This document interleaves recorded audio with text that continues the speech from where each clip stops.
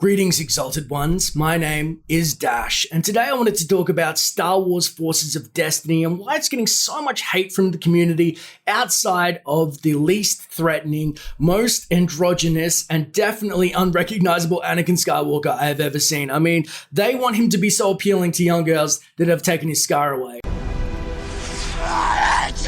This series, if you're unfamiliar, is 2-minute animated episodes, which is focused on female protagonists in the Star Wars universe, and it is definitely polarizing within the community. Some people are for it, and some people are definitely against it, and both are very vocal. So I wanted to talk about both sides objectively, and then give my opinion on each as we go through. So the most glaring of issues is that people are angry that it looks like this shoddy piece of content which is pandering to a female audience, especially a young one. I believe that it is, and I'll tackle the biggest issue first, it's its timing versus being female protagonist based. And what I mean by that is the fact that just after Star Wars Rebels is being said it's concluded and we're out of live, TV content for Star Wars, and you look at, like, say, the other side of Disney's Marvel, they've got 170 shows which are based at each audience, any age range can enjoy the Marvel superhero series, or even if you don't watch that, like Logan is for adults.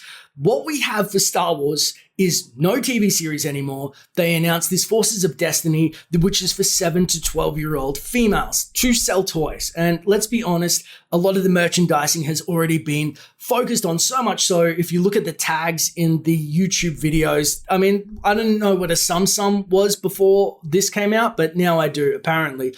We know why Disney are doing this. They're trying to introduce females, which my number one rule on Star Wars is everybody should enjoy it. I want everybody to enjoy it. And so I'm all for that aspect. What I'm against is Star Wars has this weird exclusionary way of doing so. They basically say, okay, we're going to focus on one person or one niche category at a time. So if we had 20 shows out, and this is my personal assertion, and, they were focused on everybody from 60-year-olds. There's a knitting show for Star Wars. And, we got our own Game of Thrones version-esque KOTOR series.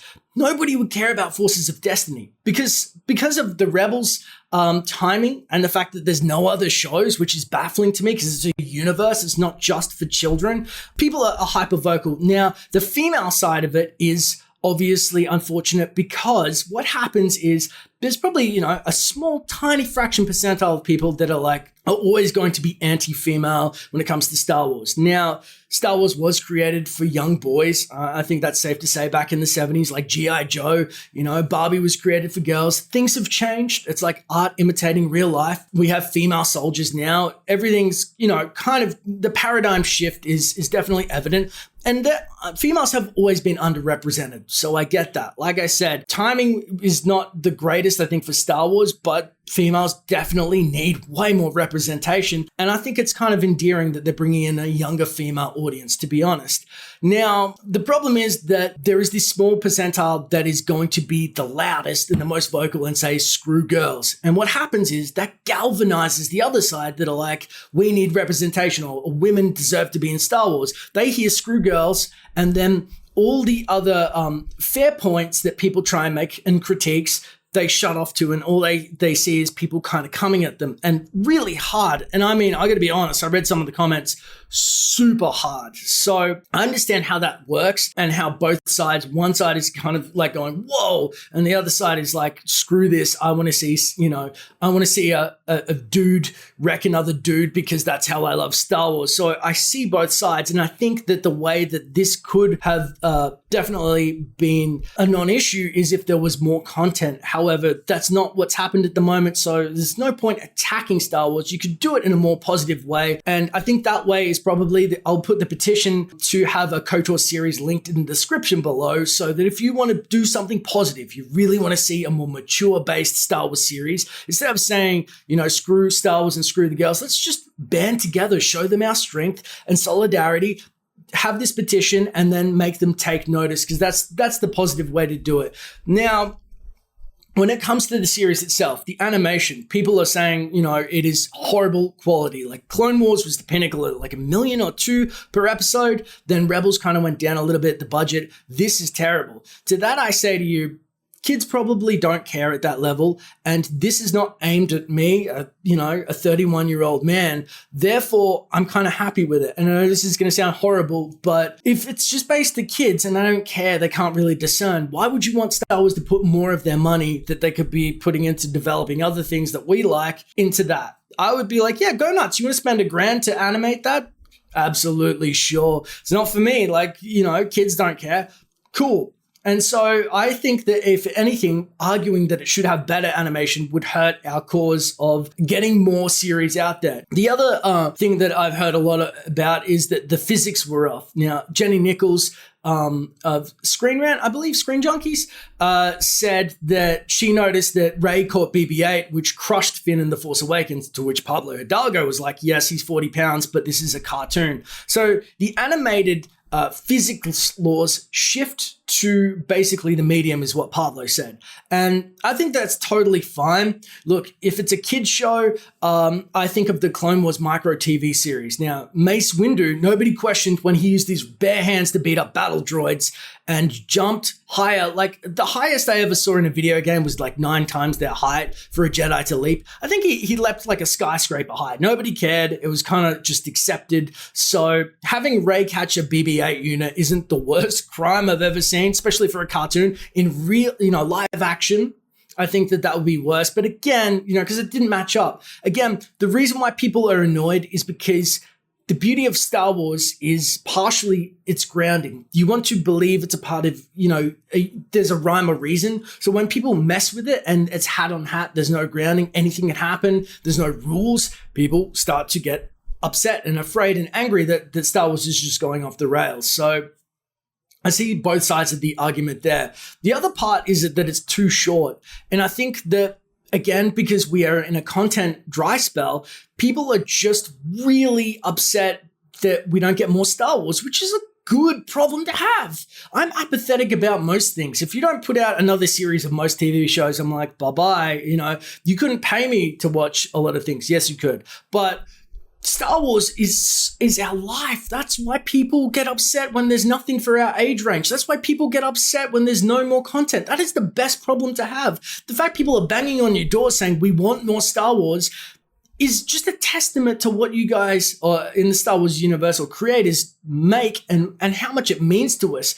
The other problem, I think, is, like I said, us getting phased out, like you hit a certain age range and Star Wars doesn't make TV. Like, let's be honest, Star Wars has never made television for anybody other than young adults and children. So seeing Disney and Marvel expand so much in Netflix and seeing the potential there, and like I said, you can sign the KOTOR petition, but not having anything like that, the weekly viewing is definitely difficult. But I will say in Disney's defense that we having a movie every year is absolutely amazing. It may not, be the Logan of this series that we want to see, the more adult content, but I think that they have to really establish themselves with children, get the merchandising out, get everything buffed out before they can even look at moving in that direction, which I absolutely hope will be the end game. So in a nutshell, I don't think that there's anything wrong with Star Wars Forces of Destiny. I think, I have a niece, Freya. She's about to turn 1, and I'm very proud of her.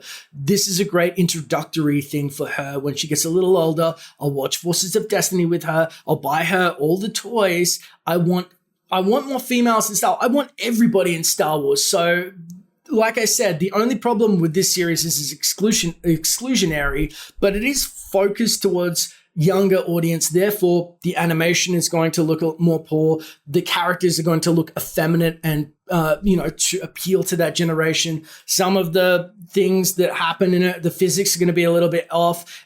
Some of the characters will act in a more young and immature way or do things that you wouldn't think of, like Jin when she saves that girl and the cat or whatever. And I was like, wow, this is super, lame. Jin's meant to be kind of the rebel and at heart. But you know what? It's about the morals and the story for the younger kids to attach to, and it isn't for me. Now, I like to experience everything in Star Wars, but it's hard to admit, like I said, only because of the fact that there's no TV show content that we're getting. There's no parallel to that. I think if they made a Star Wars web version of like just females, only female antagonists, and it was female Sith tearing each other up, showing us the other side, the dark side of the Force, which we never see, I think everybody would be kind of cool with that. They'll be like, all right, this is rad. Nobody care about gender. It's because it's so exclusionary and definitely focused on that younger audience, which most of us aren't.